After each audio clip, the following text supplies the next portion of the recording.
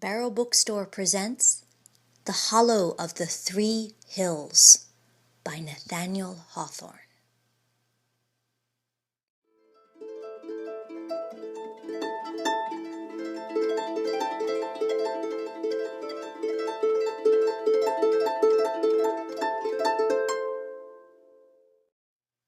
In those strange old times when fantastic dreams and madman's reveries were realized among the actual circumstances of life, two persons met together at an appointed hour and place.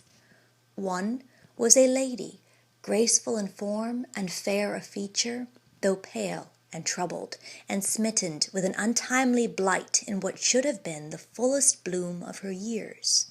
The other was an ancient and meanly dressed woman of ill-favored aspect, and so withered, shrunken, and decrepit that even the space since she began to decay must have exceeded the ordinary term of human existence.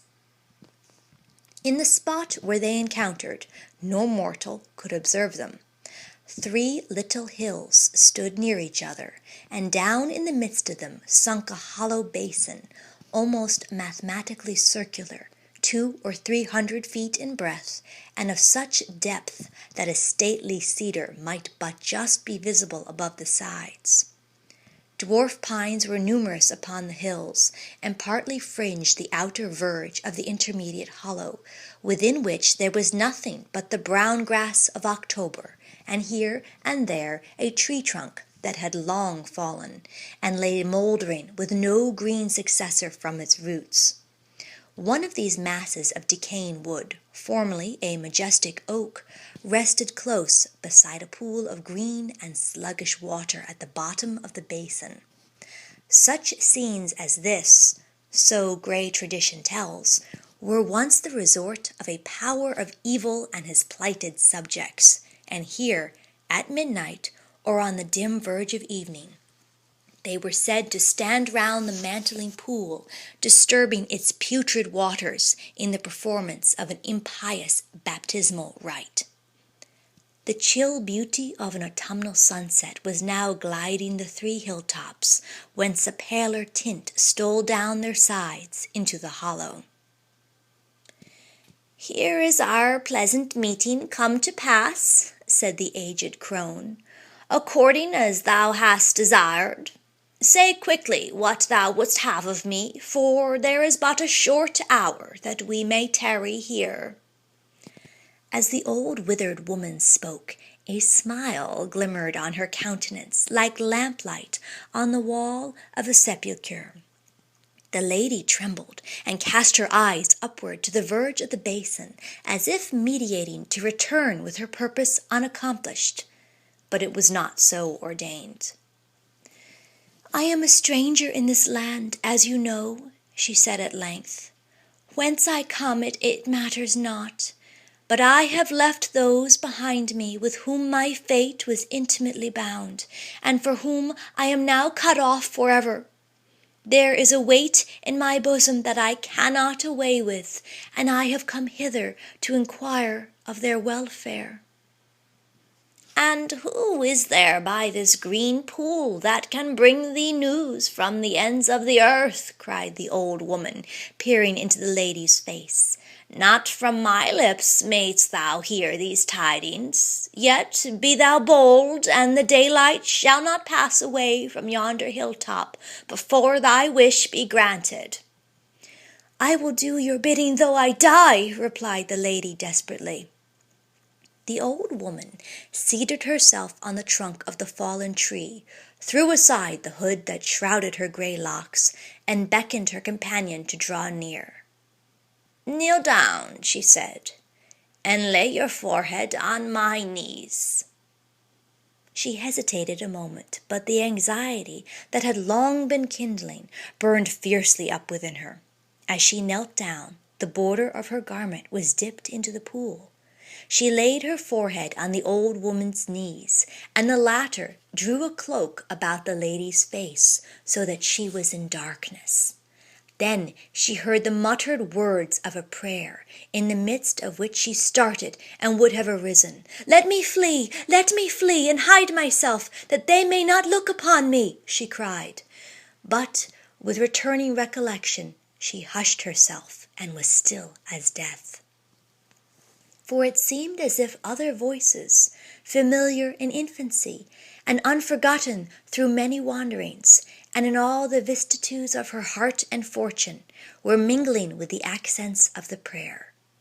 At first the words were faint and indistinct, not rendered so by distance, but rather resembling the dim pages of a book which we strive to read by an imperfect and gradually brightening light.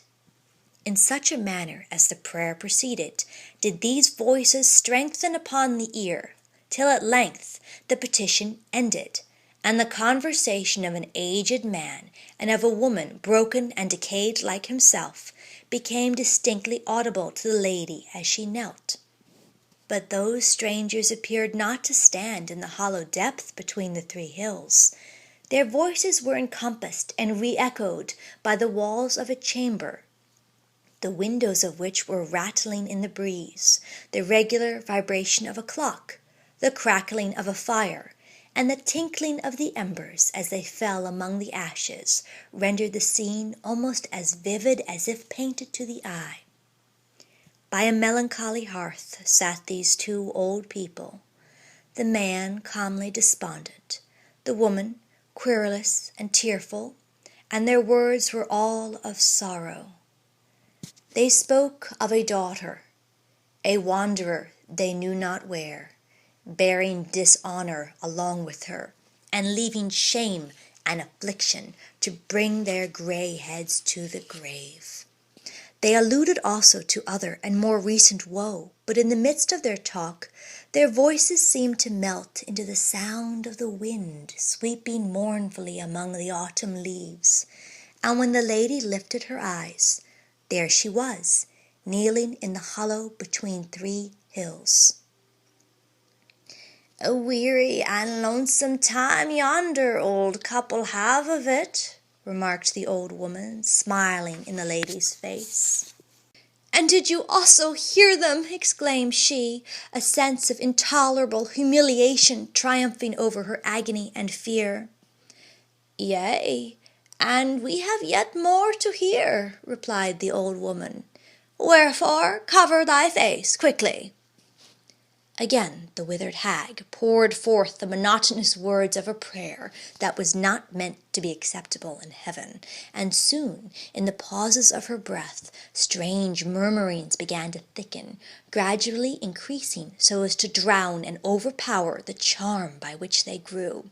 Shrieks pierced through the obscurity of sound, and were succeeded by the singing of sweet female voices, which in their turn gave way to a wild roar of laughter, broken suddenly by groanings and sobs, forming altogether a ghastly confusion of terror and mourning and mirth. Chains were rattling, fierce and stern voices uttered threats, and the scourge resounded at their command. All these noises deepened and became substantial to the listener's ear, till she could distinguish every soft and dreamy accent of the love songs that died causelessly into funeral hymns. She shuddered at the unprovoked wrath which blazed up like the spontaneous kindling of flame, and she grew faint at the fearful merriment raging miserably around her. In the midst of this wild scene, where unbound passions jostled each other in a drunken career, there was one solemn voice of a man, and a manly and melodious voice it might once have been. He went to and fro continually, and his feet sounded upon the floor. In each member of that frenzied company, whose own burning thoughts had become their exclusive world, he sought an auditor for the story of his individual wrong, and interpreted their laughter and tears as his reward of scorn or pity. He spoke of a woman's perfidy, of a woman who had broken her holiest vows, of a home and heart made desolate. Even as he went on, the shout, the laugh, the shriek, the sob rose up in unison till they changed into the hollow, fitful, and uneven sound of the wind as it fought among the pine trees of those 3 lonely hills. The lady looked up, and there was the withered woman smiling in her face. "Couldst thou have thought there were merry times in a madhouse?" inquired the latter. "True, true," said the lady to herself. "There is mirth within its walls, but misery, misery without." "Wouldst thou hear more?" demanded the old woman. "There is one other voice I would fain listen to again," replied the lady faintly. "Then lay down thy head speedily upon my knees, that thou mayest get there thence before the hour be past." The golden skirts of the day were yet lingering upon the hills, but deep shadows obscured the hollow and the pool, as if sombre night were rising thence to overspread the world. Again that evil woman began to weave her spell. Long did it proceed unanswered, till the knolling of a bell stole in among the intervals of her words, like a clang that had travelled far over valley and rising ground, and was just ready to die in the air. The lady shook upon her companion's knees as she heard that boding sound. Stronger it grew and sadder, deepened into the tone of a death bell, knolling dolefully from some ivy-mantled tower, and bearing tidings of mortality and woe to the cottage, to the hall, and to the solitary wayfarer, that all might weep for the doom appointed in turn to them. Then came a measured tread, passing slowly, slowly on, as if mourners with a coffin, their garments trailing on the ground, so that the ear could measure the length of their melancholy array. Before them went the priest, reading the burial service, while the leaves of his book were rustling in the breeze. And though no voice but his was heard to speak aloud, still there were revelings and anathemas, whispered but distinct, from women and from men, breathed against the daughter who had wrung the aged heart of her parents, the wife who had betrayed the trusting fondness of her husband, the mother who had sinned against natural affection and left her child to die.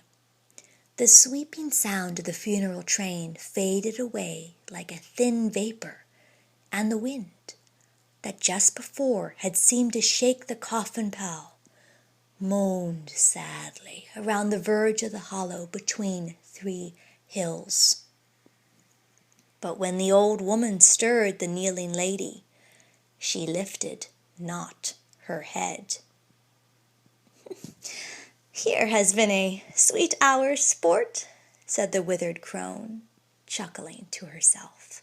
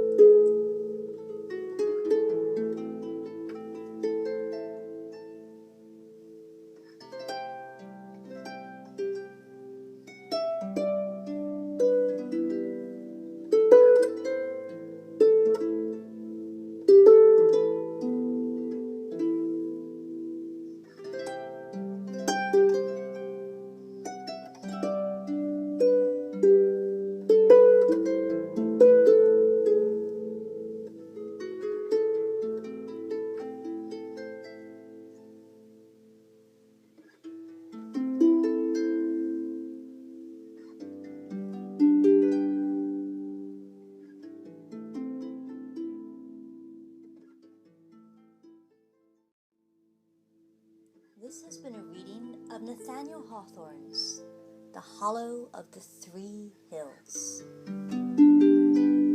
Presented by the Barrow Bookstore, located in historic Concord, Massachusetts, home of the authors. Reading and music by Jamie Lee. Thank you for listening. Join us next week for a reading of Nathaniel Hawthorne's The Ambitious Guest.